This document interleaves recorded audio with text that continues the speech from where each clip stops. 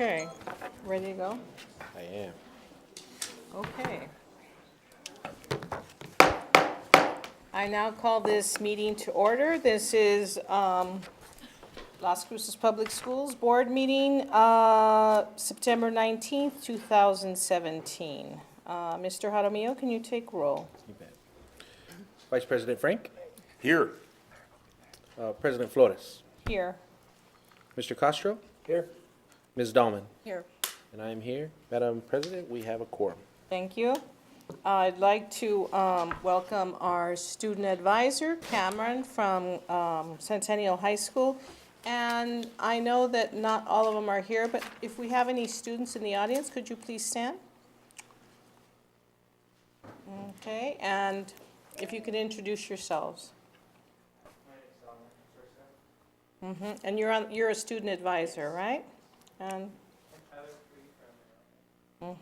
are you also on the student advisory? No. Okay, you're just observing today? Well, welcome.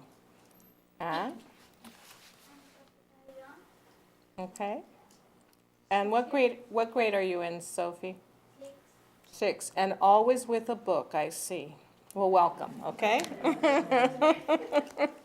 Okay, thank you, students. And if we have any more come in, we'll certainly ask them to introduce themselves. Let's stand for the pledge, please.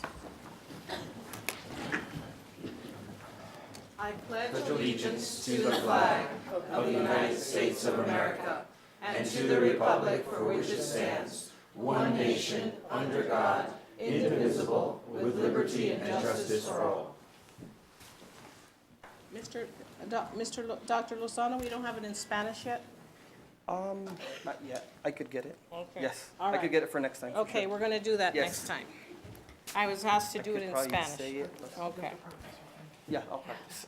Okay, I will entertain a motion to approve the minutes of the June 6, 2017 closed executive session meeting, June 20th, 2017 closed executive session, and August 15th, 2017 closed executive session.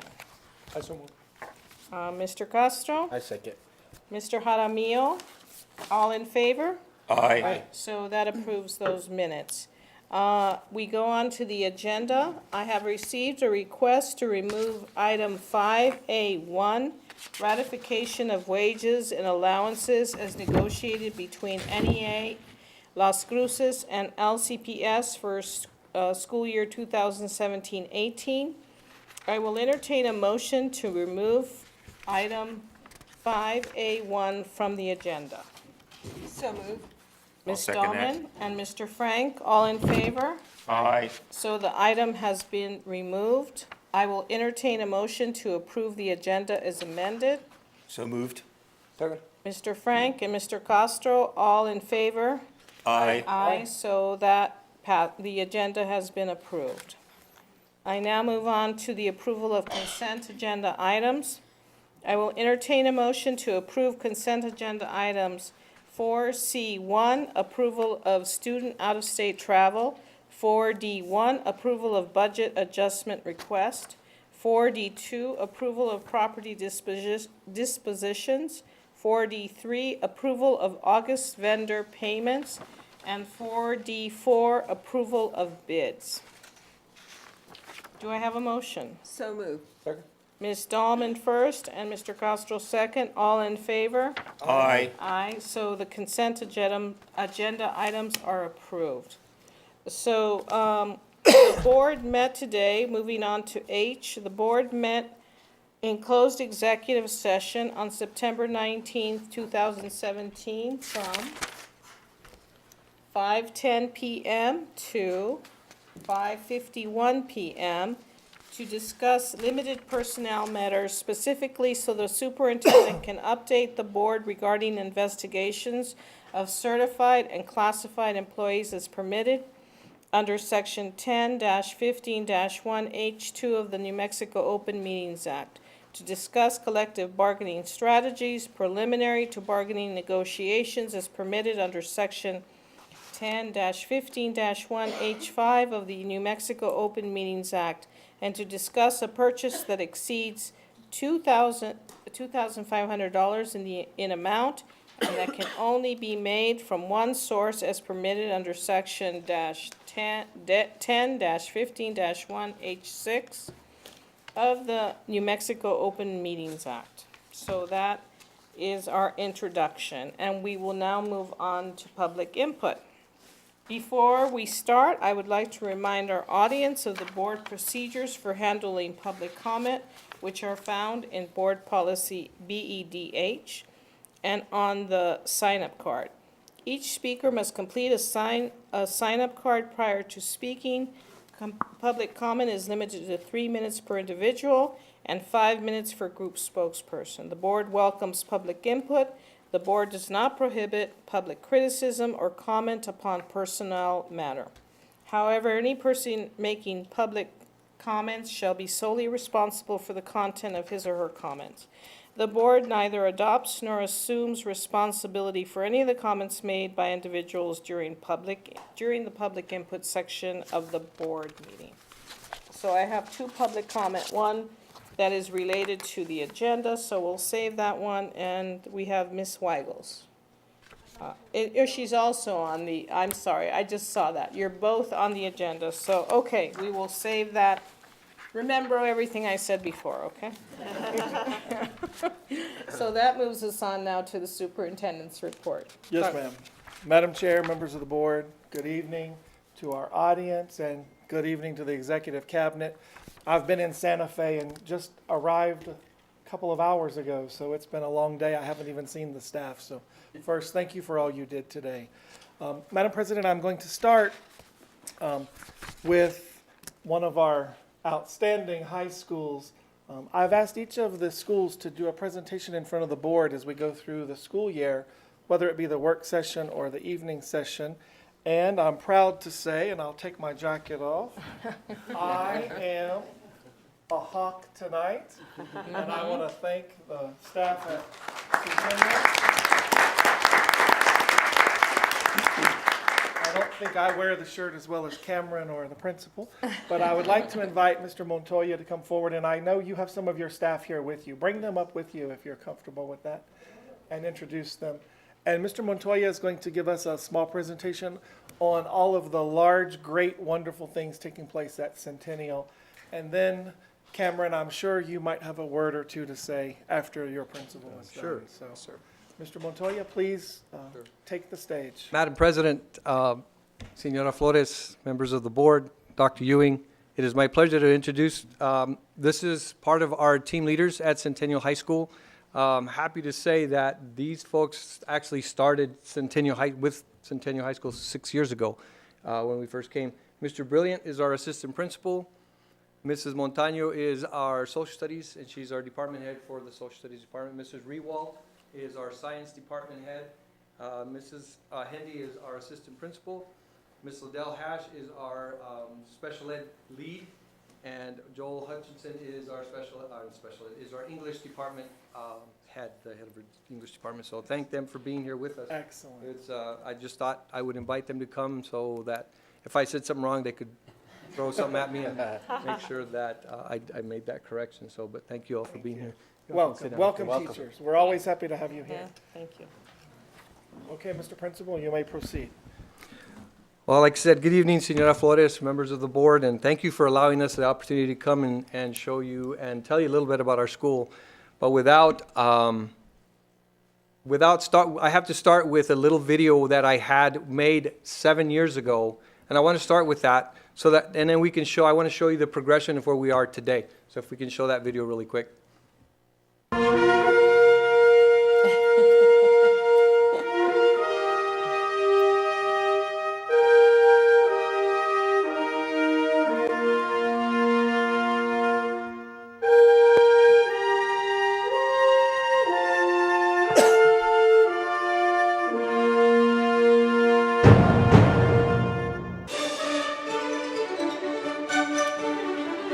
Welcome to Centennial High School, one of the most amazing campuses you will ever see.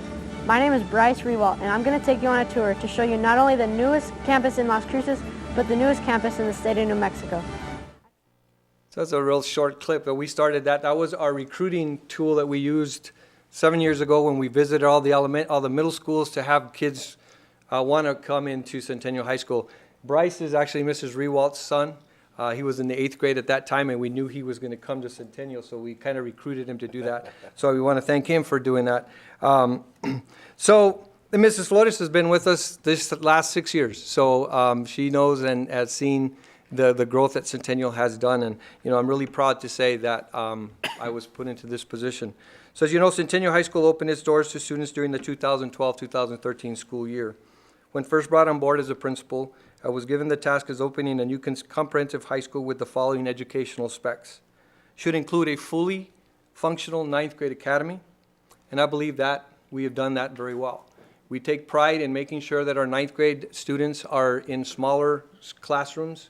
We try not to exceed 22 to 24 students in those classes, and I think it's very important. We think that it's really important for that transition from 9th grade to 10th grade.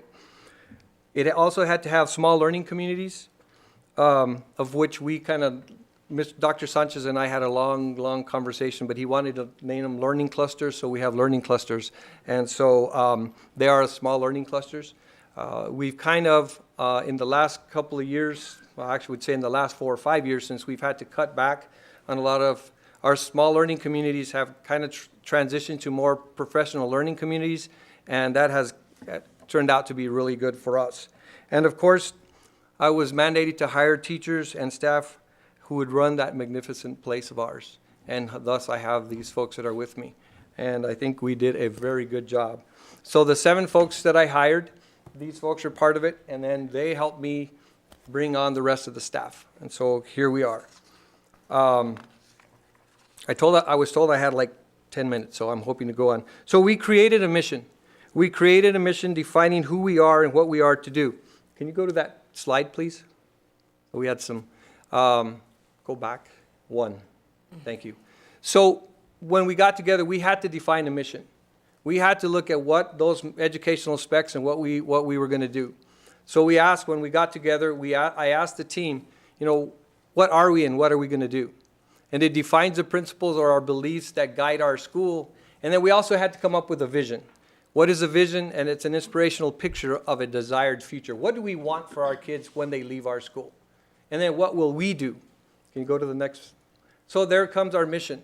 And part of that is our rigorous young adult learning. And I believe that we have truly, truly done that for our students. That rigor comes not just for a few, but for all of our students at Centennial. Go to our vision, please. Next. And then our vision is to create a dynamic learning community of excellence. And I think we have really, really done that. We've really worked hard at making sure that we have a community of excellence. We also wanted to make sure we created an atmosphere of want.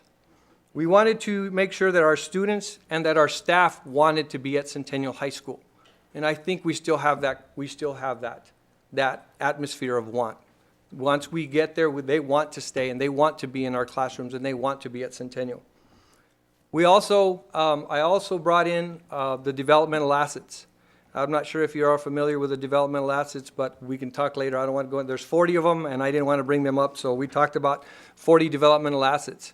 Building positive relationships with kids. When I was in high school, it was, I'm an English teacher, and that's all I teach. And I teach, you learn.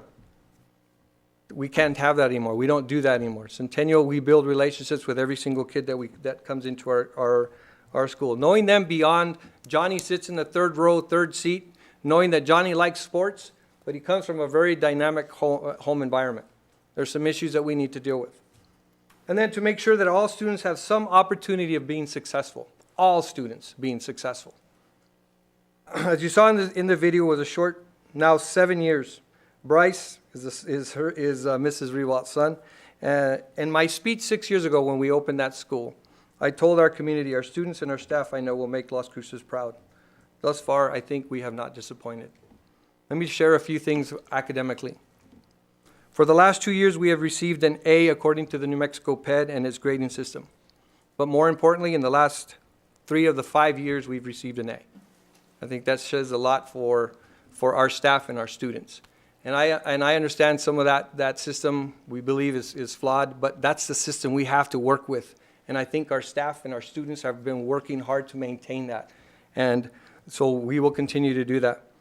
We have had several National Merit and Hispanic National Merit semifinalists, one National Merit Scholar, A.J. Phillips, with 2 National Merit semifinalists this year, and 4 Hispanic National Scholars semifinalists this year as well. Centennial is one of the few schools who was able to get their North Central accreditation during our 2nd year of existence. That is very, very rare when NCA comes and does that in a 1 year, and we were able to do that. We have been consistent in our Algebra 1 scores for the last 2 years, increasing our proficiency based on our EOC and PARC data. We have one of the, if not the highest scores in the state of New Mexico. Science scores have consistently increased in the last 5 years. We have 1 Naval Academy appointee. Our special education population, this is what we're really proud of at Centennial. It's really blossomed. Our reading proficiency scores last year were 7.9%. This year, they're at 52.5%. Our proficiency in math was 6.3% last year. We're at 35.3% this year. That says a lot for what we're doing at Centennial, what our special ed staff is doing at Centennial High School.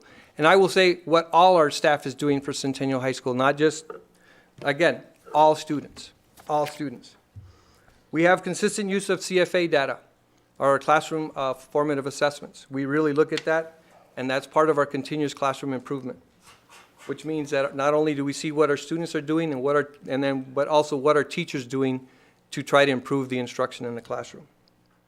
We're having some real great discussions about compliance versus mastery on grading systems. How are students, the mastery portion is the more important thing rather than the compliance portion.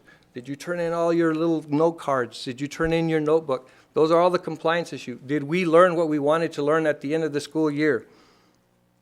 Our CTE was very favorable. There was very, very few areas of concern regarding a career in technical education. We are preparing our students for CTE.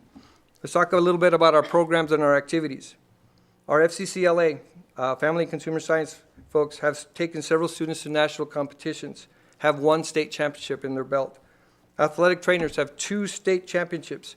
Athletic trainers, that is an academic, actually it's academics, because it's a book competition as well as having to put kids together, tying ankles, or taping, I shouldn't say tying, taping ankles, and maybe tying them will help as well. FFA, state championships in several areas of competition. They also have the dog program that has our pups all over campus for training those pups for the blind. Our mass media and film, national runner-up a couple of years ago, and then last year they were national champions. So you're talking about going to, we were in Anaheim, and it's probably the most intense program that kids can get involved in, is going to that national competition. From the day they get into their hotel to the day they leave, they are working hard, and that was a well-deserved national championship. Our student government is probably one of the most, if not the most active student government in the city and probably in the state. As you all know, you gave them permission last year in February for us to get a day off, because they had over 3,000 students come on our campus, and they provided a heck of a conference for them. And they've been receiving the last 3 years. Platinum is the highest that the state gives them, and they've received it the last 3 years, the Platinum Award. Our activities, keep going on with our activities. Symphonic Orchestra, 4 straight championships. Music program have been very successful. And then we have a great Renaissance program that recognizes students for their 3.5 and above. They give them luncheons. As a matter of fact, we have one in a couple of weeks.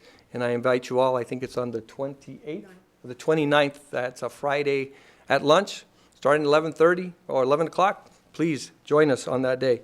And that helps create that atmosphere of want. I want to be here and I want to be successful. For our teachers, we have an LCPS Bilingual Teacher of the Year, Patricia Bischoff. We have the 2016-2017 LCPS Teacher of the Year, Rachel Knight. And we have a 2016-2017 recipient of the Golden Apple Award, Miss Melody Hageman. Now for our athletics. Boys basketball state champs. Cheer was state champs. Football, state runner-up. Baseball and softball, state champs. Volleyball, 2 state championships in 5A and in 6A, and 1 runner-up. And we're slated to be, I think we're number 2 in the state, behind La Cueva. And then our tennis, we have a double state championship. So overall, our programs have been very, very successful. I would also like to mention that we have a great school advisory council. We have probably about 10 to 12 parents that participate in our school advisory council. They've done some fantastic fundraising. They do one fundraiser a year, which is called Cents for Centennial, and they send out letters to parents and say, rather than selling cookies or dough or pies or whatever, just send us what you can. And in the last 2 years, they've been able to give over $6,000 worth of grants to our teachers for their classrooms, kind of like our foundation does. They followed suit on that. They continue to be supportive of our mission and vision for Centennial. And that's basically what I have, folks. But I think overall, what I said 6 years ago when we opened Centennial, that we would make our city proud. And I don't think we have failed in that regard. I think we've made our city proud, our students. It's a great place to be, still a great place to be. And I want to commend our staff and our students. The students have taken pride in our school, and our school still looks as good as it did 6 years ago when we opened up. And I attribute that to the fact that students took a lot of pride. This is our school, this is our home away from home. And, I will say, 2 years ago when A.J. Phillips spoke, he said that one thing that stuck in my mind is Centennial is a different place to be because everybody's accepting of everyone. And that is true to this day. Did I miss anything? Oh, can you go to the end picture? So I wanted to end. So here is Bryce Rewalt. Now he's an anchor with KRWG and part of the KRWG TV team. So I just wanted to say we started with Bryce, and now he's at NMSU doing what he does best. So I thank you all for giving me the opportunity. Did I miss anything? You're there, Mr. Cameron. Madam President, members of the board, Mr. Superintendent, and Mr. Montoya, you can talk statistics all night long, and I don't think it's really my role to speak to the test scores and the growth and development of our student body when it comes to CFAs and PARCC scores. What I think I can speak to is there's just an underlying sense of pride that resonates among every student on our campus, pride of being a Hawk. And usually in my chair here, I try and stay unbiased as much as possible, but tonight I'm not real worried about that. I had the discussion with my parents and with my younger brother who just started his freshman year at Centennial. And we were talking about how lucky and how fortunate we've been to fall under the care and supervision of great teachers and great administrators our entire educational career here in Las Cruces, but especially at Centennial. And you're always going to run into a couple, bad apples in the teaching group, and you work with that, but I've been amazed by the level of transparency between Mr. Montoya and his administrators and his staff. Within student government, we always know that there's someone to turn to. We always know where to go when we have a problem, when we have a suggestion, and just like we do here at central office, the students at Centennial, as Mr. Montoya said, have a very active voice and a very active role in the everyday decision-making of our school. And I couldn't be more proud to represent this school on the Student Advisory Council, and I could not be more proud to be the student body president of what is, in my opinion, the best high school in the state of New Mexico.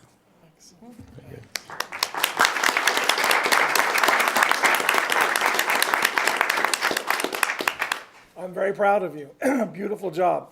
I want to say to our teachers here tonight, I don't know how you teach Cameron. He gives us a run for our money here. And tonight, Max was with him, and I was hoping to visit with them before the board meeting, and they came in with books, and they said, no time to visit, we're doing homework. So you're doing your job very, very well every day. I'm very proud of you, Michael, and I think it's no secret in the district that the other high school principals all defer to you When we meet as a group, he is the leader of the high school principals. He's the one that they all go to before they come to me, and they vet any idea through Michael first. And when I came, you were the first principal to reach out with me and come sit down with me in my office, and we've continued that tradition. So I'm very proud of you. And to the teachers, I say to all the principals, my job as a leader is to support them, to give them what they need, and to be their leader. And then I tell them their job is to support you and get you what you need. And we can see that Michael does that. So on behalf of all of my executive cabinet, and I think I can say the board, Madam President, Yes, absolutely. we're very proud of your school, and I'm very proud of the work you do every day. Thank you so much. Thank you. And I do thank you for moving us up on, we have a soccer game that we're all going to go to. We play Las Cruces High School We tonight, need so. to hear Mr. Montoya and from a parent. Yes, Madam President, if you don't mind, Superintendent, I just want to say, Mr. Montoya, you had me at relationships. That was your first sentence, I think, and you know, it truly is, that word relationships is everything that I believe on, and the foundation of everything I believe in. And as the minute I took a step on Centennial High School's campus, when my son was an 8th grader and visiting those schools, I knew he was going to be okay, no matter what he did. And now as a parent of a sophomore, I was right, and it is because of the relationships that are built there. And I just want to say that I'm proud to have my son there, and soon my daughter will be there here next year. But what an amazing job, and I just want to say thank you to everyone that's involved, from everybody that touches my son, and there's a lot of people, not just the teachers, but the administrators, the educators, the people in the lunch, everyone at that school has made my son feel welcome, and he feels a part of Centennial, like I remember feeling in my old high school, at a small high school. It has that small town feel in an amazing environment, and so it's a great school, and I just want to say thank you for just being the leader for that school. Thank you. Thank you so much. Thank you. Thank you very much. very Appreciate much. it. Thank you. Thank you. Enjoy your soccer game.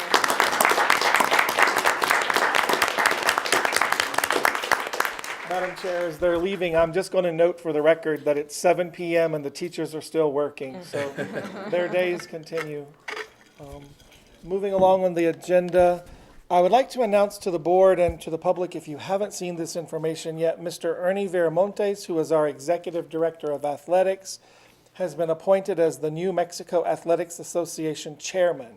That means he was voted by all of the other athletic directors in the state to represent them, and he is now part of the NMAA voting board.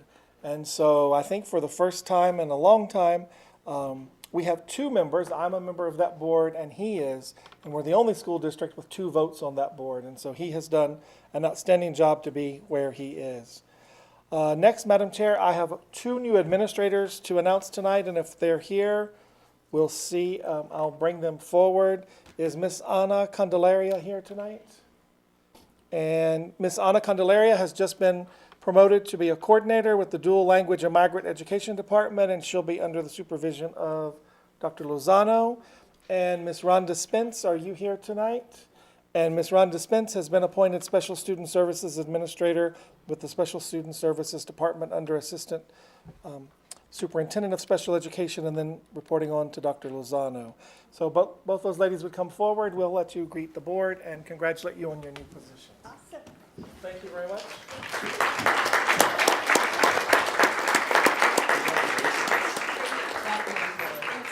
Welcome. Thank you. Thank you so much. Thank you.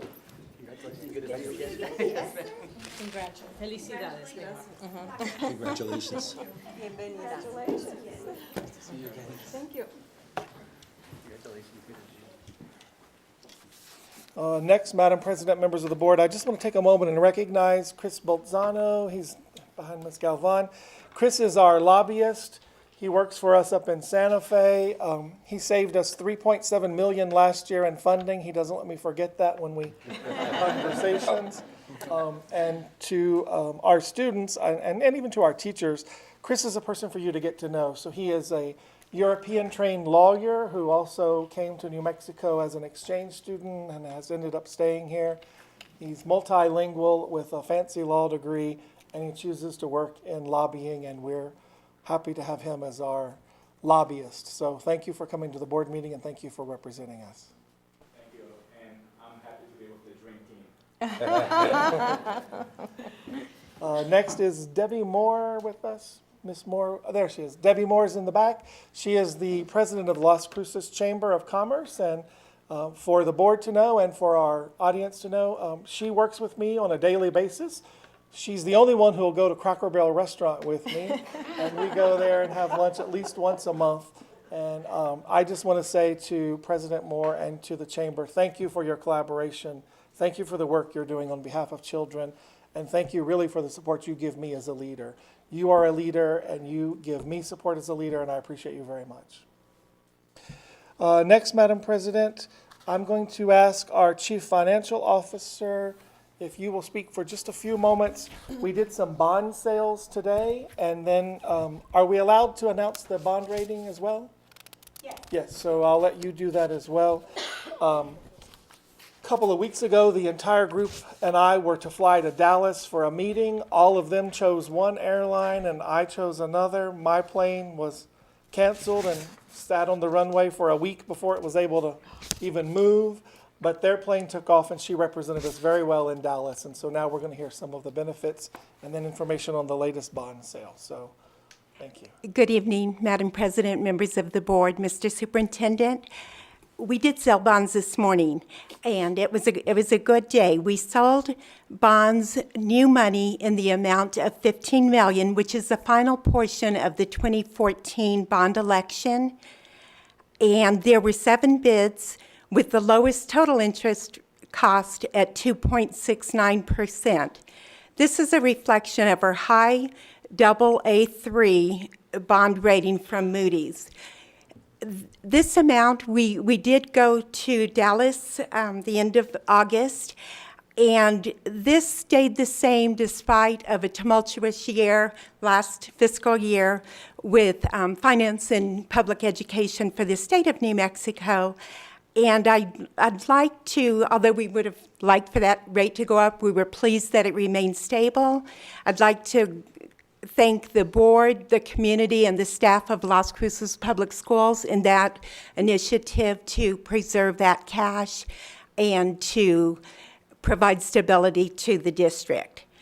In addition, we had a refinancing of 2007 bonds of approximately $10 million. There were 6 bids with the lowest total interest rate cost of 1.7%.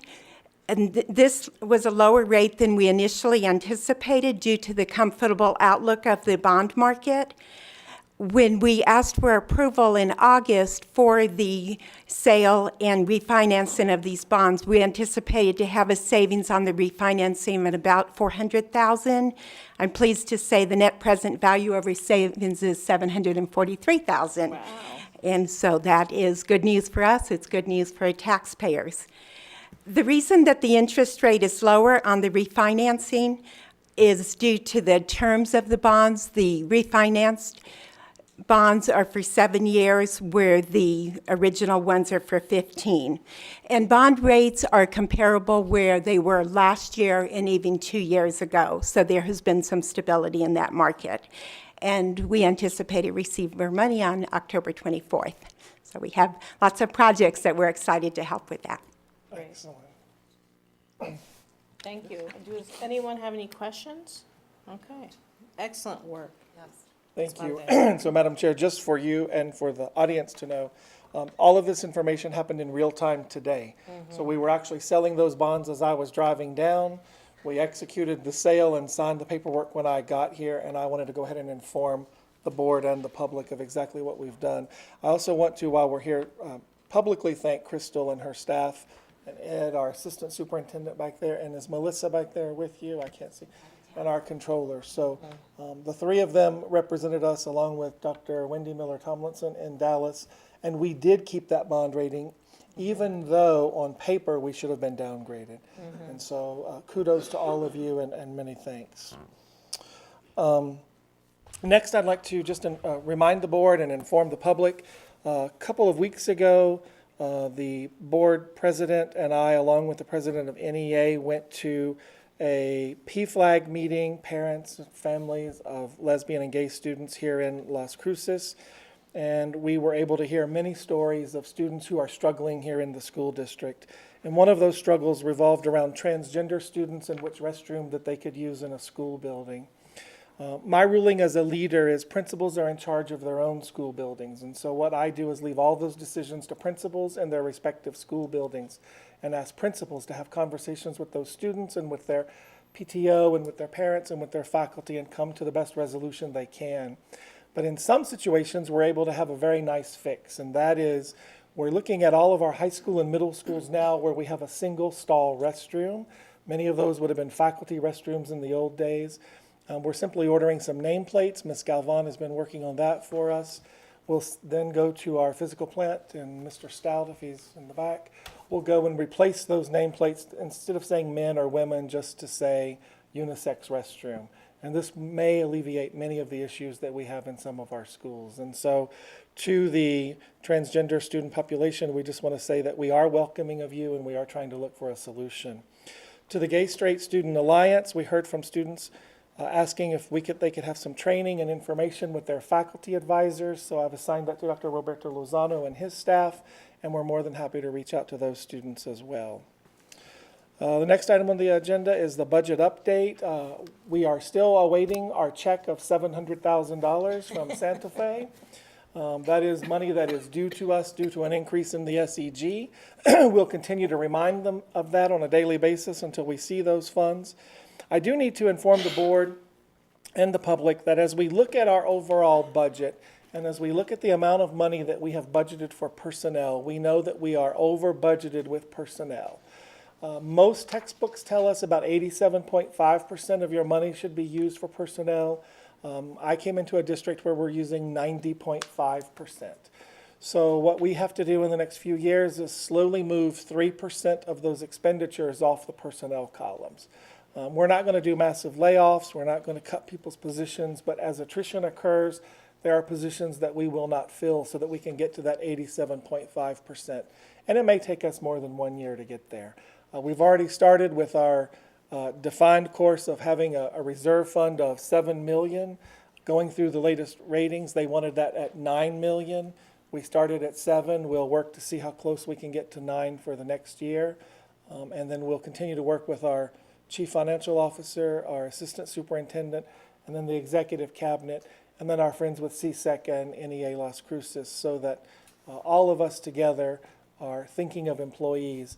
I'll also just say, when we have those meetings, I invite the student advisors, and so Max and Cameron come along. They join the executive team, and they actually get to hear all the information about the budget as anyone else would. And so we certainly are looking at all of that, all of their input.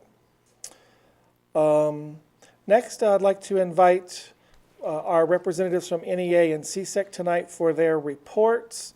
And so I think tonight we'll start with NEA. Okay, come on up. All right. I invited myself. You're ready. We're both coming up Okay. here. So we have a Teacher of the Year standing in front of us. We don't see many of those around, and so I'm very proud of the work you do. I have visited your school recently. Yes. And so no one has lived until You they've there. been into those, what grade, what number, 3, 4-year-olds? I teach a 3 and 4-year-old, and Senora Flores came and did yoga with our class and Okay, I didn't know and that. had a Well, good I time. won't be doing that. Let me just say. And had snack. We're super gentle.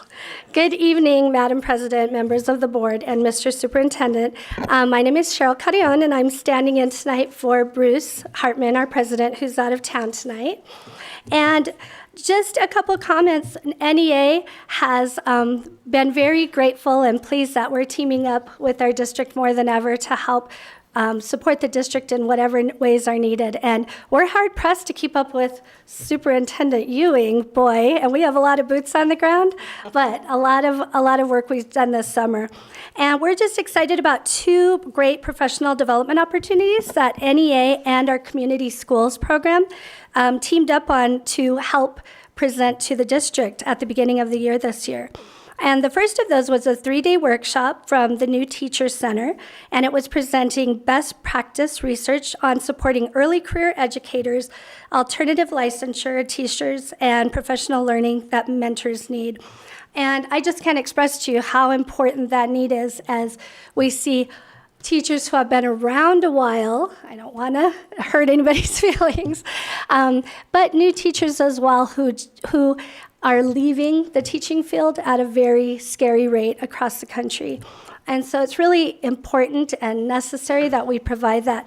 I was there one of the days, and we just had an amazing time with this group of people that are all thinking about how we can best support those early teachers. So it was a great day. Did any of you step into any of them, or any of you all visit? I don't think we I know a invited few of you, them and that's were my there. Oh, maybe not. apologies. So Didn't know about it. There's so much It going was on. exciting, and just so many people paired up together, and there is a steering committee now for the new teacher program. And that's just really excited because this is not a one-man job or a two-man job, so it's really critical that we do that and do it well, and a lot of different stakeholders were there that day. Did anybody here go to, I saw a couple from New Teacher Orientation. I know Jennifer was there. Could you stand if you were at the New Teacher Orientation? Just Jennifer? Okay, yay. So it went very well. And the next workshop I was also in attendance of, and that was the Restorative Justice Workshop. And former Officer Patricio I'm going to destroy his name, Ruiloba, from Albuquerque came and did a wonderful job presenting best practice he has used as a school resource officer. And that idea of restorative justice is also just another critical component where teachers reframe discipline from punitive to guiding students as they understand how their behavior impacts their school community and other people, and to work on that. So NEA has just gotten a lot of positive comments, and schools reaching out to us saying thank you and asking for emails for some of our information. So it was very exciting, and we look forward to our continued partnership with LCPS. excellent. So I'll say to the board, the person leading the Institute for our teachers was a scholar in residence from Stanford University. And all of that was paid for by NEA, and then we were the benefit of that information. It was Excellent. It was amazing. And then our restorative justice practice, I only have to tell you to go look on the news. You're going to see from my hometown of Atlanta. We have many universities in Atlanta. One is the Georgia Institute of Technology, an extremely competitive university. I took a class there in 1982. Nothing in science, I'm looking at Gabe over there, or math, but I took Chinese language there when I was a student at Georgia State University. But if you watch the news, sadly, I'm sad to report that there was a student who was in massive depression, and when the police responded without the training that we think they should have, the student lost his life. And so that's all been reported in the news in the last couple of days. And we've been pretty clear. I'm looking to see if Todd's in the room with Todd Gregory. We realize if a bad person comes in a school building, there's only two people to shoot, students and teachers. And we want to have the capability of neutralizing that person as soon as possible.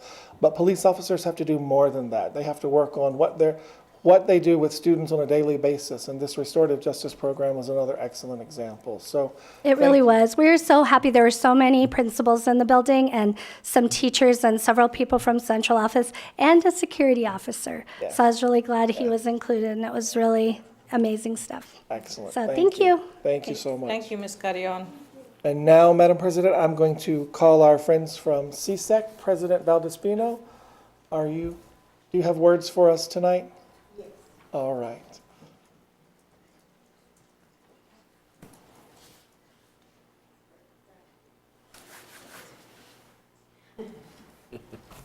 Well, Dr. Ewing, Good evening. Madam President, members of the board, and Mr. Superintendent, with all due respect, Superintendent Ewing, when you talked about teachers and, what did you say, students? Students. I have to disagree with you respectfully. She always tells me the first people they're going to shoot are the front first- office. Yes. Yes, our Yes, secretaries would probably be in harm's way. Yes. Yes. And so and our administrators, so I have to Sure. put my 2 cents there, and because I think teachers would probably lock their doors, keeping our students safe along with themselves. So I just have to say that. Sure. And remember, when I use the word teacher, that's all encompassing. So I even understand. describe myself today as a teacher when someone asks. But I certainly understand, and we do know that the first person that anyone's going to encounter is that front office clerk. I get that. Absolutely, absolutely, and thank you for recognizing that. So I am very happy to announce that a year or two ago that I started working with Ms. Glenda Rodriguez, Assistant Superintendent, on professional development. From there, it has grown that now we have a committee of professional development exclusively for educational assistants. So we had a meeting about a week ago, and there were representatives from the various EAs, bilingual, special ed, high school and elementary, and one more. Oh my gosh, one more program. Remind me. Oh, I don't, she's not here today. So anyway, it has grown to that because it is recognized that educational assistants are very much part of learning in the classroom. Therefore, certainly they need to be, their skills need to be enhanced as well. So I am very proud to say that the district has responded to professional development. It's being led by Chief Officer of Instruction Linda Martinez, along with the, like I say, with the other program assistant superintendents and directors. I'd like to also say that our secretaries have been are very much in need of professional development. So therefore, in working with Tina. Ms. She's in the back. Yes. She will be giving a professional development specifically for school secretaries on FERPA and other documents that they come across on their desk having to do with the legal aspect. So I'm glad that is happening. I want to commend the HR department. I'd like to say that under Dr. Serrano's leadership, the HR department, I have seen it grow and develop in a way that it is very customer orientated. So I'd like to commend Dr. Serrano for that. Oh, and he has a fantastic team of HR specialists. So I couldn't do it without them. Whatever question is there that I need answered, they're right there. So thank you, Dr. Serrano, for your leadership. And I have to say that I've been working very closely with Alice Chavez Villa, one of the coordinators. So I'm just very proud of the HR department. I've seen it grow into or rather start going into a different direction. Dr. Serrano, what is your motto? Customer service, servant leadership. Customer service, servant leadership. What a fantastic motto, and therefore that is reflected in the HR department under his leadership. As far as collective bargaining, it is continuing. It's ongoing. It's been challenging, and I'd like to thank Ms. Valdez for any information that is requested. She is right there providing that information. Where are we at? We are at a point where we continue to move on and just bargain in the best interest of all concerned. So when are we going to finish? That will remain to be seen. So anyway, that is my report. And I don't, any questions? No. Board members, do we have any questions for Ms. Valdespino? Oh, thank you so much for your report. My We pleasure. appreciate it. Thank you. You may have noticed when she came up, she looked at me and said, Dr. Ewing. There are many days when she comes in my office and she's the sounding board of reason. We have lots of conversations, and I always tell her when we need to deliver bad news to an employee, I want her to be the one to do it. I think she could tell you you've lost your job, and then you'd still go to dinner with her that night. So I thank you for your disposition and for always being honest with us. Next, Madam President, I just want to briefly inform the board. Many of you have read the paper. You've seen last Friday we had a slight crisis here in the central office, and so I'll just kind of walk you through what we know from that incident. We were actually going around the central office giving out candy bars to employees and telling them thank you for the work you do and what wonderful people they were. That chocolate energized all of us, and I'm glad we did. At 12:30, which normally is the time I go to lunch, I walk in the office, and Tina, the executive assistant to the superintendent, has the posting on social media that was a direct threat to a school. Within a matter of seconds, we had that school in a lockdown. And then she and I are standing there, and she looks at me and she says, do you want to put the rest of the district in a shelter in place? And my eyes did the talking. She pulled out the radio. I didn't even have to say yes. And she ordered the shelter in place everywhere. That shelter in place remained for quite a while. We caused a disturbance to, I know, some parents. Once we did that, I called the mayor and asked if he could send some help here. And I just want to give a special accolade to Lieutenant Rosa of the Las Cruces Police Department. Lieutenant Rosa showed up here in the office. We activated the crisis team, and my office became central command. He was on the phone with his troops. We were on the phone with our principals. Mr. Jaquez and Dr. Lozano, we decided to send them to the school that was in danger, so they both went out without bulletproof vests. Just for the public to know, anytime there's a crisis in a school, we take over all the cameras and the telephones in that school building so we can actually see and hear everything taking place. I see them immediately standing at the front looking to see who was coming into the school, so I was sending word to tell them to get out of the way of the glass door. But they were there protecting students, and they went above and beyond the call of duty. Took us about 90 minutes, so the police were able to apprehend a suspect, and then we were able to give the all clear. And so I always say to principals, never err on the side of not putting that school in lockdown or not going into the shelter in place. The next day, we can always say to Mama and Daddy, I'm sorry that you couldn't get into the building, or I'm sorry you missed your doctor's appointment. And that's much easier than saying, I'm sorry, harm came to your child. And so I've had a couple of mamas call me and say, okay, who's going to pay the $35 copay at my doctor's office because we missed the appointment? And what I've said to them is, please have the doctor call us. We'll be happy to explain why you couldn't come into the school building. But to all of those principals, and it is quite a task to put a school building in a lockdown, and it's a task to put a school building in a shelter in place. So we had security officials, we had principals, we had teachers, and Ms. Irma, we had educational assistants and your classified staff, all doing what we had practiced in our trainings. And as Lieutenant Rosa was debriefing with us, he said, you don't practice for these things, you just go into motion. And that's what we did, and it worked very well, and so I'm very proud of the staff. And then at the same time this was going on, we had shots fired at Lynn Middle School, and so we had to put Lynn Middle School in a lockdown as well. That principal handled it as if he's done this every single day.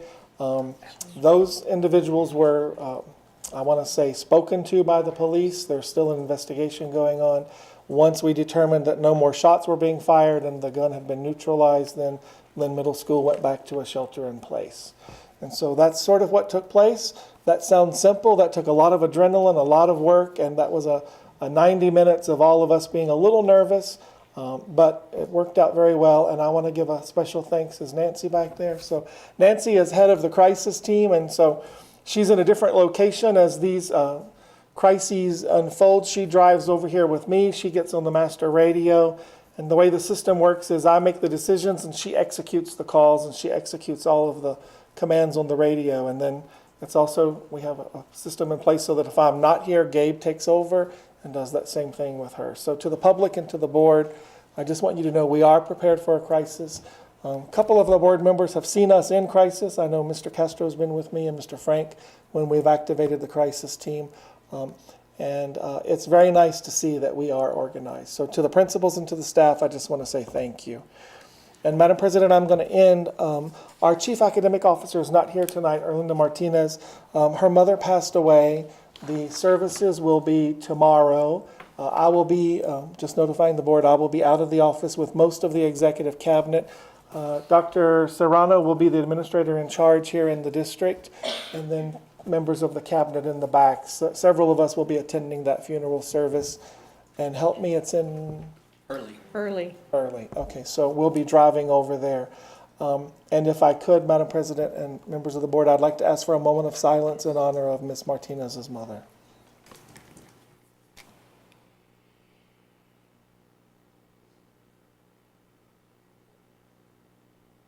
Thank you. And now, Madam President, that concludes the superintendent's report. I just have one comment.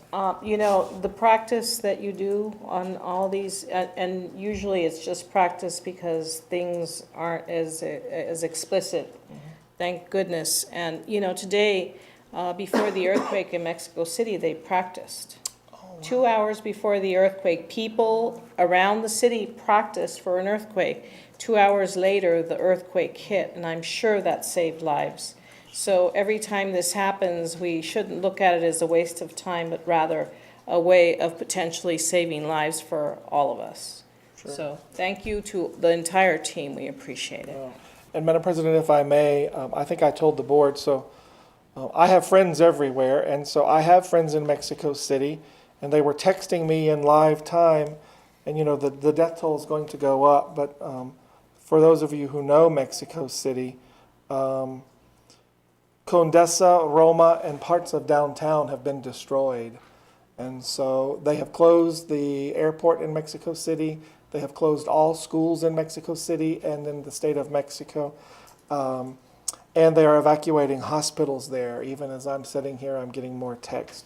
So the condition there could get worse as the night goes on. So if we just keep them in our thoughts as well.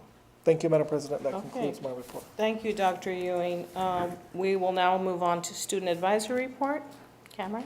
All right, well, Madam President, members of the board, Mr. Superintendent, I'm happy to be here. First off, I want to send on behalf of the entire Student Advisory Council, the newly assembled Student Advisory Council, I want to send my condolences to Mrs. Martinez. Mrs. Martinez is going to be one of our 2 faculty advisors, which is written in policy that we have to have faculty advisors, and she and Mr. David Greenberg are going to be one of the 2. And obviously, we're very saddened to hear of the loss of her mother, and we look forward to her return to get back to work. As I said, it's a newly assembled Student Advisory Council, and in August's regular board meeting, you inquired about the development of this year's SAC, and I'm happy to report that we had our first meeting tonight. We had 11 students here from, we had student representation from Centennial, Arrowhead Park Medical Academy, and Mayfield High School, and Cruces High School. The students from Oñate were excused due to athletic events, but we've been in communication with them, and we look forward to having them at our October 17th meeting.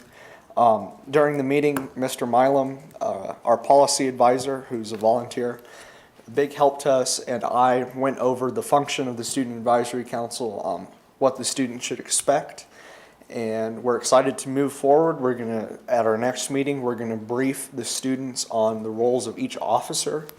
And by the November regular board meeting, we will have elected new officers for the 2017-2018 school year. With that, I think I just want to take a point of personal privilege to thank Dr. Ewing for his idea to highlight school campuses and the work being done across the district. I think it's a great idea, and I'm very happy to see that you're sporting our colors there. I'm glad they got you a shirt for tonight. Well, I'm worried when I wash it, it might shrink, so Don't dry it. work on my diet before I come see you.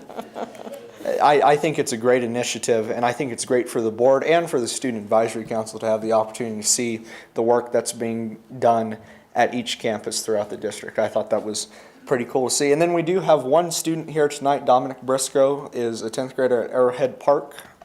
He'll be on the Student Advisory Council, and I look forward to when Dr. Amos comes to present to the board to allow Dominic the opportunity to sit in this chair and speak to what's going on at his school.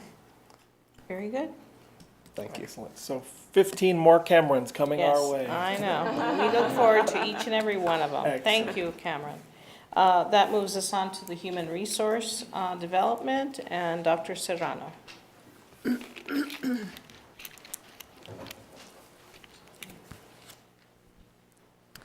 Hello, Madam President, members of the board, Mr. Superintendent. I'm here to present the employment report since the last board meeting. And in the area of certified employees, we have hired 41 new employees. We have had 8 resignations and 2 leaves of absence. In the area of classified, we have 32 new employees, 13 resignations, and 1 leave of absence. And I also wanted to echo tonight's theme with Centennial. I did spend 2 hours from 10 o'clock to noon at Centennial with Mr. Montoya. And we went classroom to classroom. We went to the whole campus, and I was very excited. I want to thank Dr. Ewing for giving me the opportunity, my passion with instruction and working with the high schools. And I did report to you that I was very impressed with all of you. We're very excited and energized after your visit at Centennial. So with that being said, I will stand for questions. And board members, do we have any questions or comments? I don't. So congratulations on getting HR into really good shape. We appreciate it. Thank you. Job well done. Thank you. And Madam President, if I may. Yes. We also have all the high school principals reporting to Dr. Lozano. So Okay. he's having served as a high school For Dr. principal. Serrano? I mean, Dr. Serrano, sorry. Sorry. Dr. Lozano got nervous there for a minute. Was thinking, what now? Yes. He was frowning. I know. He said, not more, not more. So he's doing double duty and Yes. a beautiful job. Thank you, Dr. Well, thank you for Serrano. that. We don't have anything in instruction, and we move to finance, and Ms. Valdez.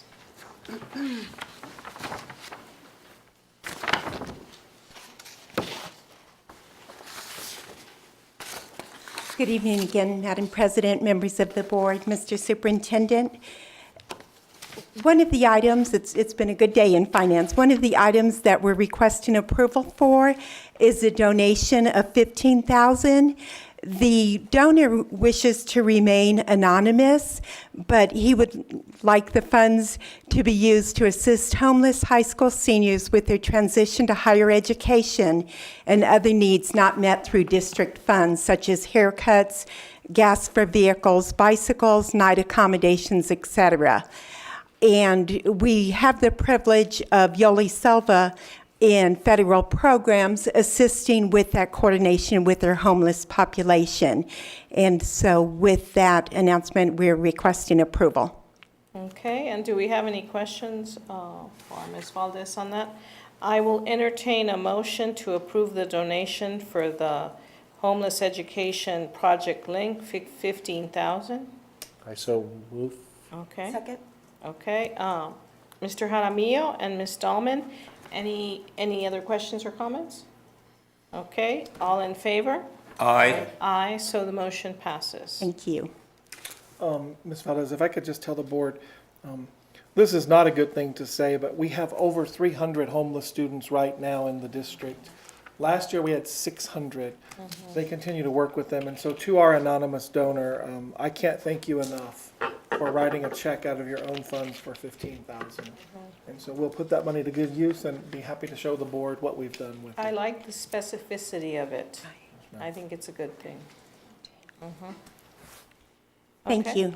Madam President, members of the board, Mr. Superintendent, we are requesting discussion and approval to authorize administration to begin negotiation for a property acquisition. We would like the Chief Financial Officer, along with the Deputy Superintendent, to be able to enter negotiations to purchase a property at 553 McPhee Street, which is a lot with the house currently on it across from MacArthur Elementary. And we are looking at that purchase for potential parking going forward. And we invite discussion of that request and also approval.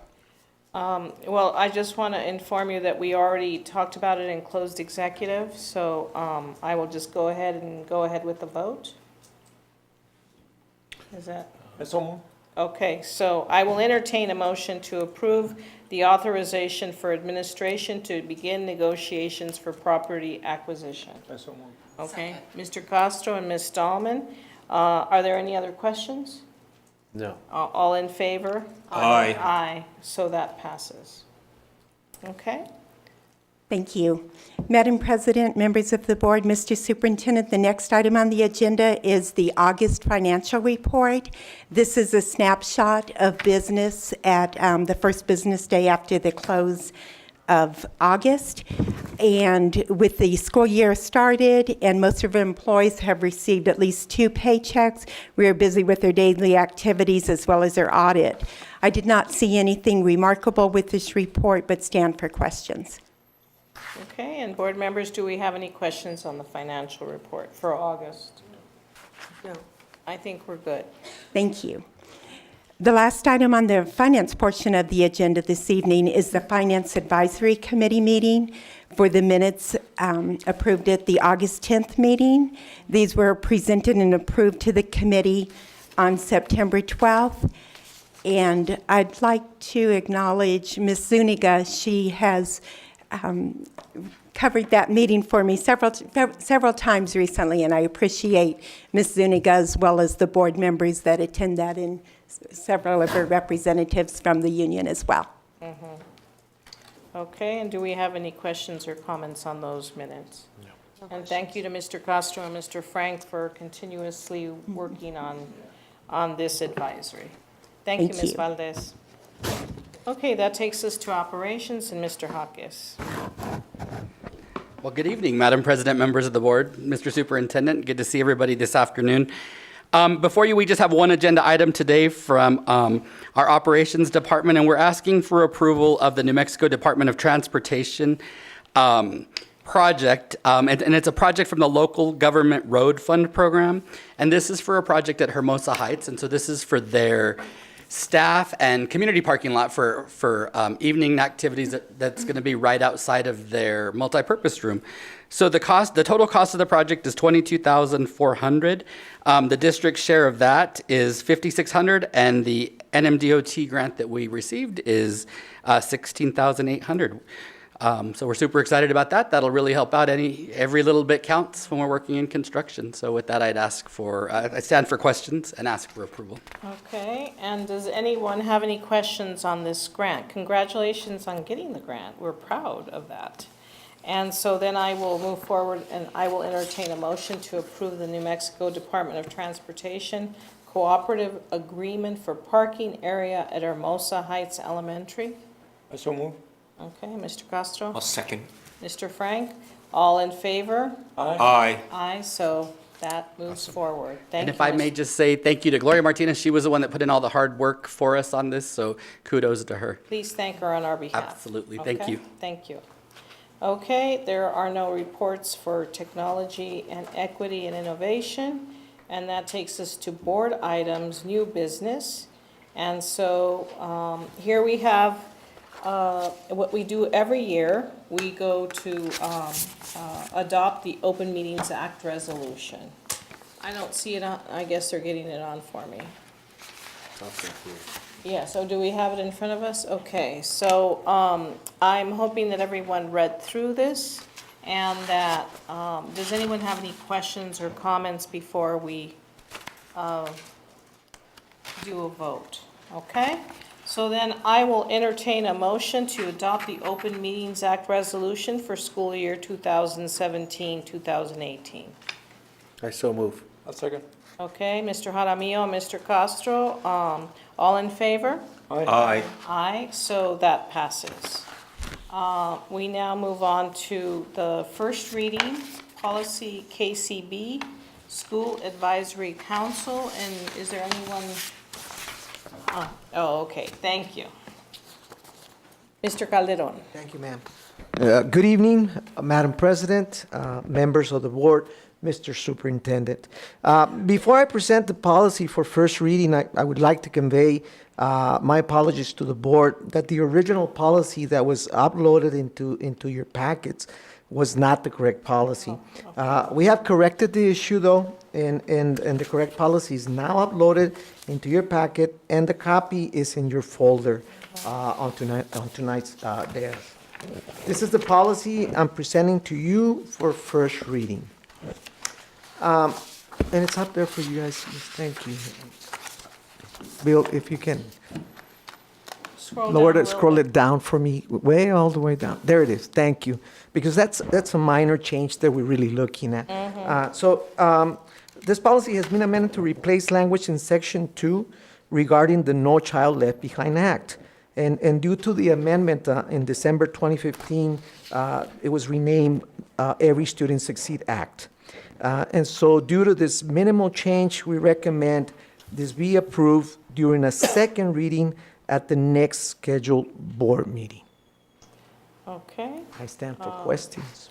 Board members, do we have any questions or comments on this policy here? So we will be approving it next time. Yes. Does it, I mean, it seems a pretty simple, Yes. pretty simple, straightforward, thing here. Would we need to wait to?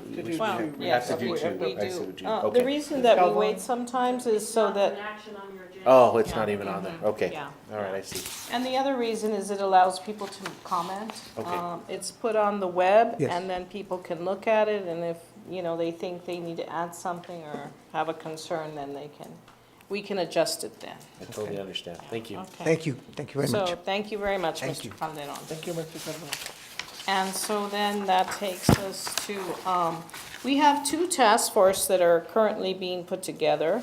One of them is the Ethnic Studies Task Force, and the other one is the Restorative Justice Task Force.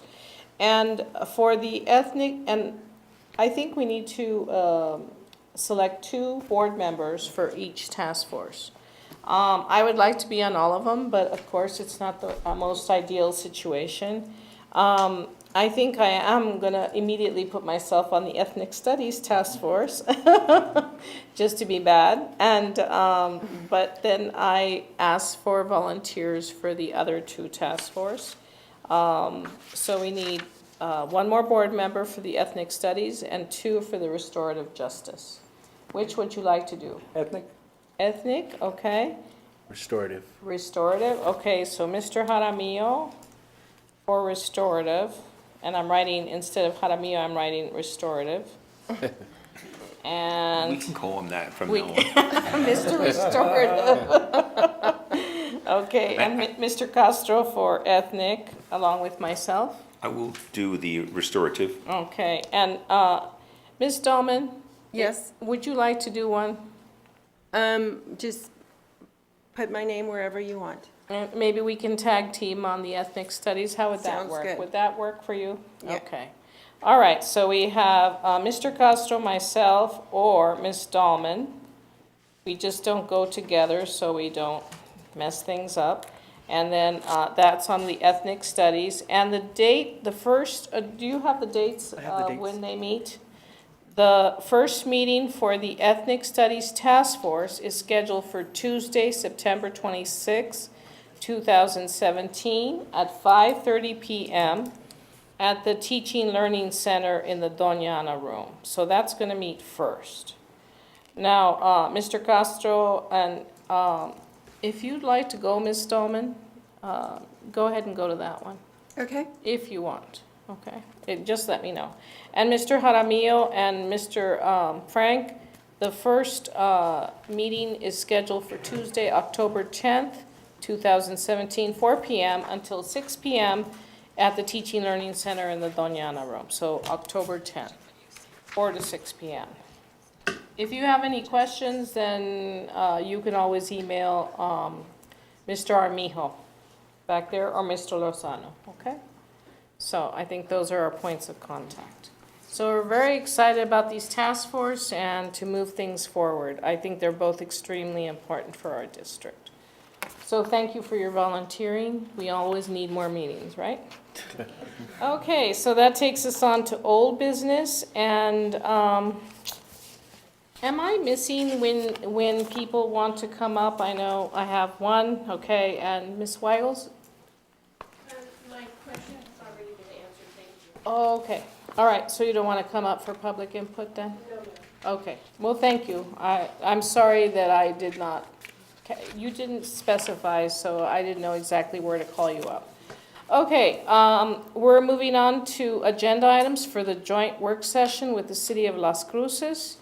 Do I have a listing of those anywhere?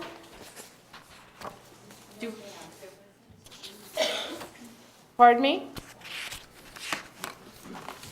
I don't see them anywhere. We had a list. We did have a list, but I don't have one right in front of me, and I'm not remembering, so perhaps you can remind me. Absolutely, and I think Mr. Greenberg is going to speak to that. So one Okay, of the items all will be right. community schools. Okay, so why don't you come up, Mr. Greenberg, and then we will have, go over that list again. And we could take up the whole time with community schools if we like, I'm sure. Madam President, members of the board, Dr. Ewing, we would like to request that the board consider community schools for the agenda for the joint city school board meeting in November. Just as a quick update on community schools, there's incredible progress happening at Lynn. So we're working, as you know, to engage 75 to 100% of our students, staff, families, and community members. Last year, we surveyed over 450 students, 100% of the staff, 120 families about their vision and their priorities that they want to see at Lynn. Over the summer, we held 4 concurrent summer programs at Lynn, serving over 200 students in total. This year, in addition to sports, we have 10 different out-of-school time programs, including archery, dance, STEM-focused programs, as well as tutoring. We're bringing ESL classes this year, GED classes, classes for parents, first teacher. So there's a lot of really exciting things happening at Lynn, and a lot of them happened with the support of the city. So the city helped out every Friday last year with Rise Up Friday, one of our flagship after-school programs. They helped with the Hunger Task Force initiative, which fed over 500 needy and hungry children. So we feel like it's appropriate to have community schools on the agenda for the city, and we'd have some time to figure out exactly what we want to talk about at that meeting, but we just wanted to present that. I think we will definitely take it forward, okay? Thank you, Mr. Greenberg. And Ms. Madam President? Yes, go ahead. If I could, Mr. Jaquez, would you come to the podium? One item that we were going to ask the board if they would consider would be discussing with the city council parking at Central Elementary School. Yes. And Mr. Jaquez, would you explain to the board where we are in that process? Absolutely, Madam President, members of the board, Mr. Superintendent. So me and my several members of my team met with city planners to look at the downtown urbanization plan that they have. As we see, there's a lot of construction, a lot of exciting things going on, but one of the things that is happening is they're looking at a possible lease/purchase of what a lot of us call the electric company parking lot. It's the parking lot that's directly east of Central Elementary School. So they are actually looking at breaking ground, and this is just an estimate. This was not written in stone, but in the spring, possibly March. And so that will lose, we will lose that parking lot for staff, students, for staff and parents. And so we've reached out to them to discuss kind of some of our options, and with the urbanization project, less parking, more of kind of a community type environment with businesses and entertainment and some different things. So there will be some public lots, but they're limiting those. So we have 27, I believe, parking spaces currently at Central Elementary School, which is right about the same number of staff that we have that would take up those parking lots. So we're looking at options with the city as well as our team. But I think I would suggest and to you all that we possibly look at that as one of our joint items to discuss with the city. Yes, this rises up to a certain level of importance here to have parking for our staff, absolutely. I don't think that any of us would question that. Okay? And Madam President, another item Thank you. we wanted to bring forward. The word that no superintendent will ever utter is called redistricting. However, we're looking at some elementary schools trying to save money, not to spend bond money to add additions to buildings where we could simply shuffle some students on a boundary. And so what we would like to do at that joint meeting is to begin having conversations that could involve 3 or 4 elementary schools. We would certainly present that information to the public, have multiple opportunities for input.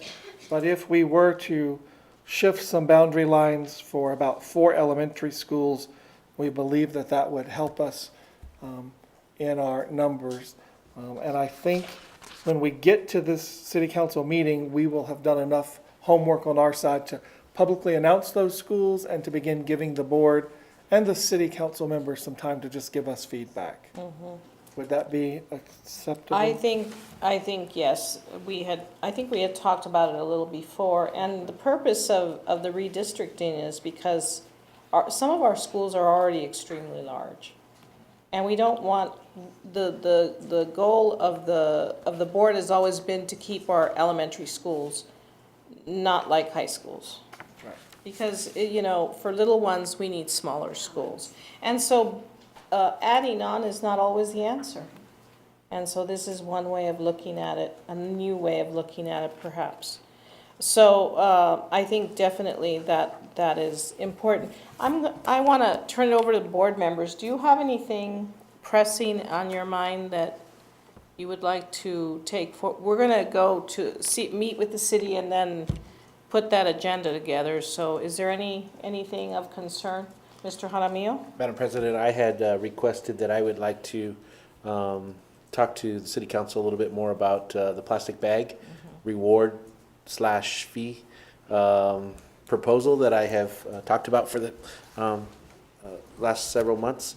I had several city council members contact me and want to have more information. I told them that I would hopefully be able to talk to them a little bit more during the joint session.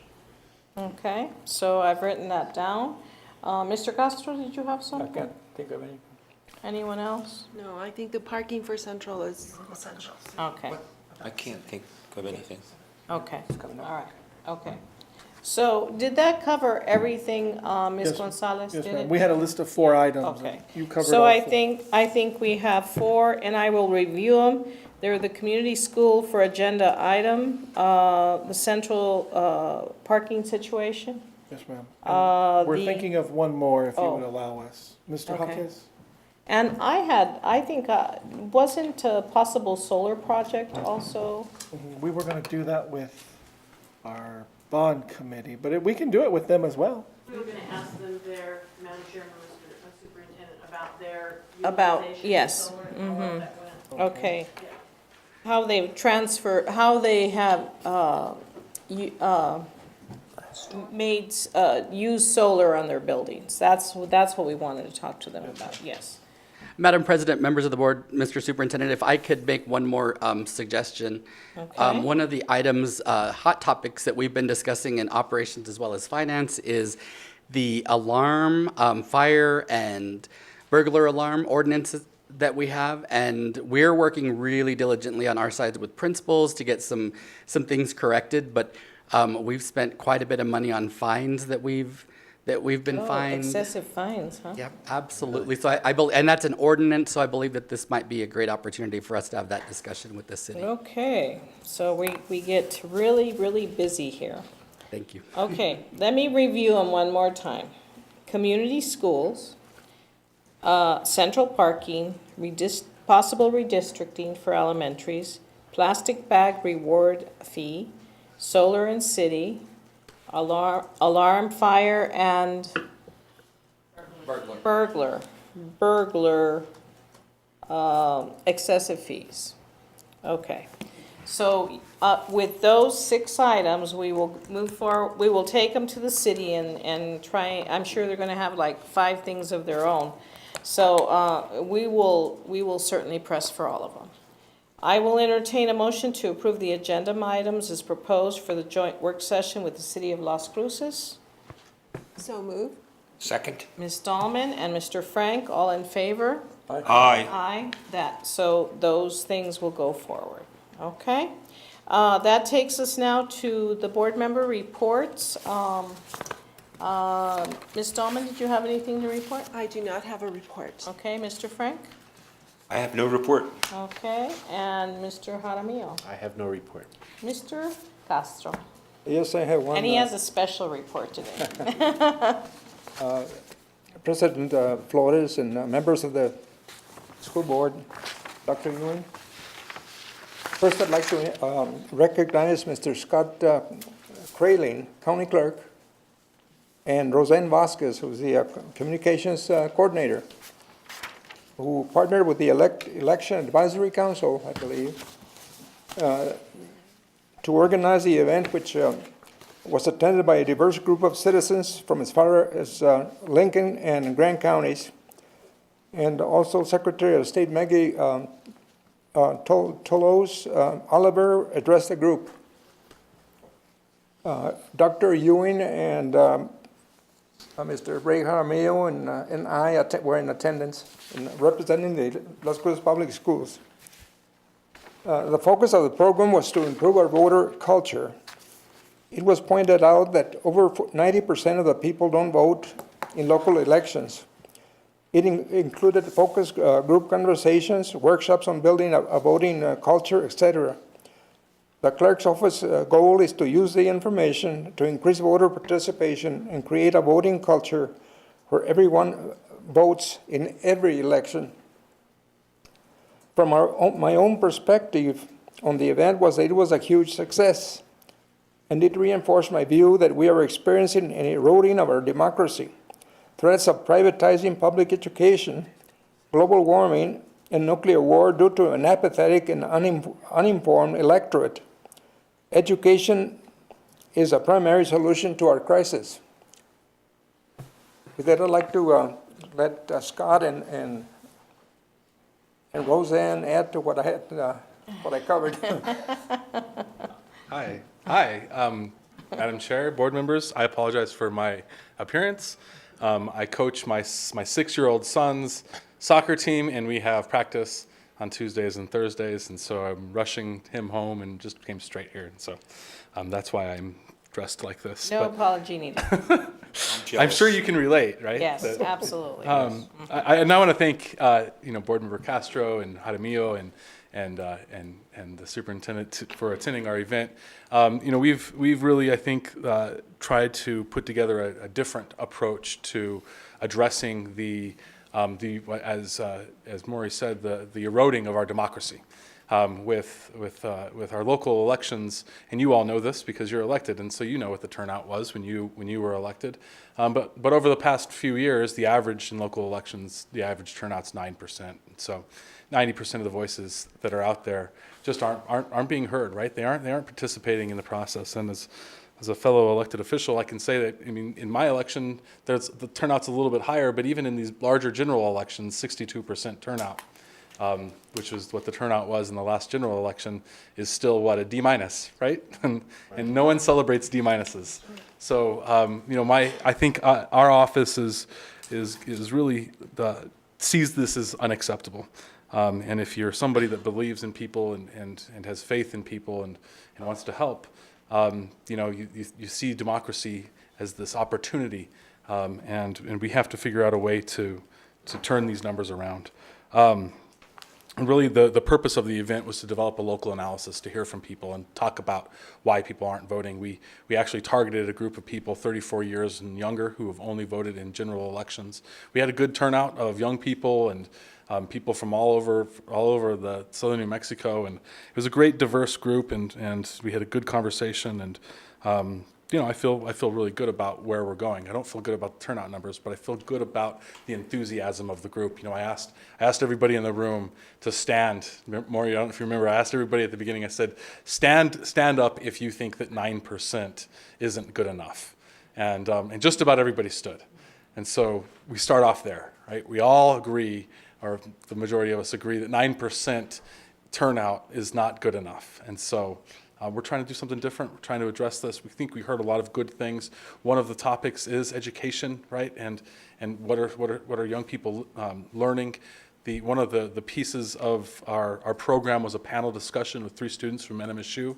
I think all 3 of you were there for that, and you could hear the different stories on how they became passionate. One of them said, well, my guidance counselor got me passionate about elections and sent me down this path that she was on. Another said, well, she didn't have that experience, right? Remember, she didn't get passionate about it until she came to college, and her peers kind of opened her eyes to it. And so it just gives us, I think, hopefully all a unique perspective on the crisis of democracy in our community. And I appreciate your attendance, and I look forward to your continued partnership as we address this problem and build a stronger voting culture in our community. So thank you. And thanks for letting me talk. Thank you so much, Mr. Kraline, and thank you for your innovative way of doing things. I know you work very hard at it, and we appreciate your going to schools and asking the youth to vote. So, and thanks to our team here that went. I was in Lincoln County camping, so I didn't get to go. One more thing, Yes. President.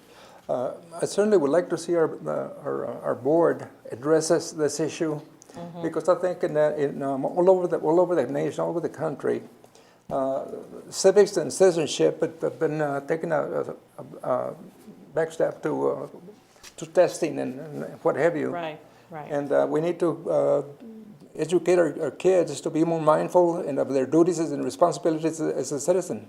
And like I say, we're challenged. We got some challenges there. I think we ought to face them. That's true. Dr. Ewing, you want to? If I could, Any Dr. questions or comments? Miller Tomlinson, if you could begin working with your staff. We want to have a conversation with the board in our next work session. Okay. What are we doing with a civics requirement? What are we doing with our American government courses? What grades are they taking those in? What does the pathway look like in social studies? Just a complete overview of what we're doing social studies wise. I think you talked about it, Scott, at the convention. Government in the 9th grade might not be the best place for a government course, and it was being paired with health. So not to That's have New Mexico history, I think, isn't it? New Mexico history, was that it? Not to have a discussion that's not on the agenda, but if we could look at that for the October. Can I add just a couple Yes, more thoughts? yes. I think actually that thought came from a student. Yeah, It wasn't me. And I'll tell you, just so that you know, I don't know the first thing about education. You all do. And I want you to know that if you go down this road of exploring what can we be doing, what can we be doing in schools to help build that understanding and appreciation for our system, I think that there's, I'll just say, an army of people in our community that are ready to step up and help. And so I know our teachers have a lot on their shoulders. And as someone that has 2 students in public schools, I get that your teachers are every day tasked with very difficult challenges, and I think that there are people in the community who want to step up and help. And so there are efforts in other communities where there are, like there in El Paso, for instance, there's a student voter initiative program that we're exploring, and we're working with some students from UTEP and starting to talk to some students at NMSU about how we can do something similar. So I think that there is, and I know that there's the League of Women Voters that has an effort. So Yes, I think we're yes. getting closer to a cooperative partnership to try to address the challenge, and I'm just glad that we have such an awesome school board that sees this as an opportunity, and I want you to know that we see it too, and we're here to help. So thank you very much. Thank you very much. Do any of the board members have a comment, Ms. Tallman? President Flores, I just wanted to say that I think it's important that we focus on high school, but I think it's also important to start talking to middle school and even elementary in regards to voting and the importance. So, yeah. And Mr. Jaramillo?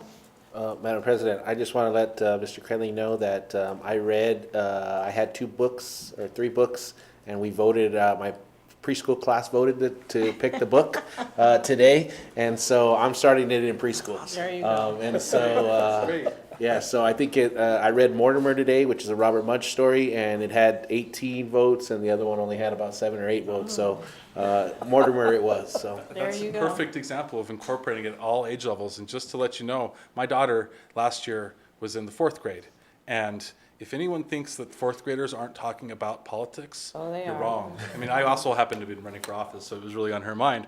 But they're talking, right? You know this. our young people are talking about this at recess among themselves. So either we're helping guide that conversation in the right direction, or we're letting it happen.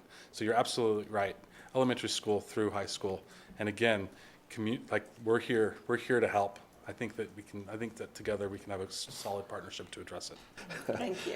One more funny, if I could, point of privilege go here. ahead. I have to tell you, I had a little girl sitting in front of me, and she voted on the story that she wanted, and she looked over, and this little guy voted on the same story that she wanted, so she was very excited.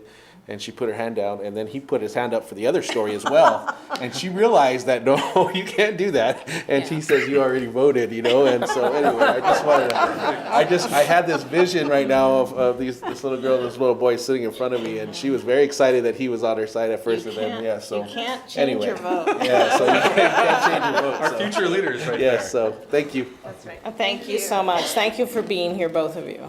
And thank you, Mr. Castro, for that report. It was really important. I have a short report as well. This has been an intense time of many meetings. I have been to bond advisory with many of the staff and Ms. Dahlman, the teen pregnancy prevention work group, PFLAG meeting, bus task force, and attended the Domenici conference. I heard Dr. Pedro Noguera say that poverty is an education issue, but poverty is not a learning disability. And a public education's role is to mitigate the effects of poverty. He also brought up the importance of connecting with students to build capacity. These are all the words that we like to live by.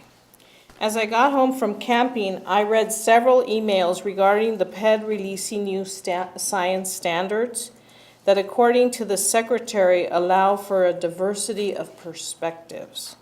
These are the next generation science standards, which do actually address human-caused climate change and evolution.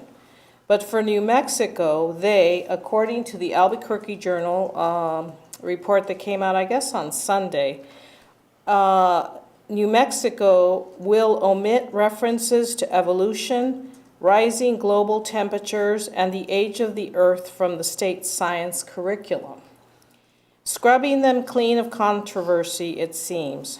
I'm not sure what happened to the Common Core, or did the Common Core ever address science? I don't even remember if it did or not. It didn't. An example of this in language is the Earth's age is estimated to be 4.6 billion years, and they want to change that fact to geological history. So they're kind of like changing the language. Rise in temperature to fluctuations, and omit the word evolution to biological diversity. According to an article from the Mother Jones magazine, this weekend's New Mexico curriculum in science, and they say that many companies will not come to the state of New Mexico with their companies, well, the folks that run the companies, because they need people that are very well versed in science. So I am asking the administration to let staff know so that they can send in written comments to the PED, being accepted until October 16th. I've sent an email to Dr. Ewing with the 3 articles from Albuquerque Journal, Mother Jones, and also there was a report from the KRQE from Albuquerque, a report on this. And I've sent all the links to Dr. Ewing to share with the teachers and our staff. We need to stand up for science and stop dancing around the issues that might offend. Okay, one is a belief system and the other one is science. So teachers are welcome to talk about both, but we need to have that conversation in the classroom. So that is my report for today. Board members, we have our meeting schedule, and there's also the NMSBA Fall Region 7 meeting in Ruidoso, October 24th. So make sure you put those on your calendar. And is there anything else? Then we're ready to adjourn. I will entertain a motion to adjourn. Mr. Castro? Ms. Dahlman, all in favor? Aye. The meeting is adjourned. Thank you and good night.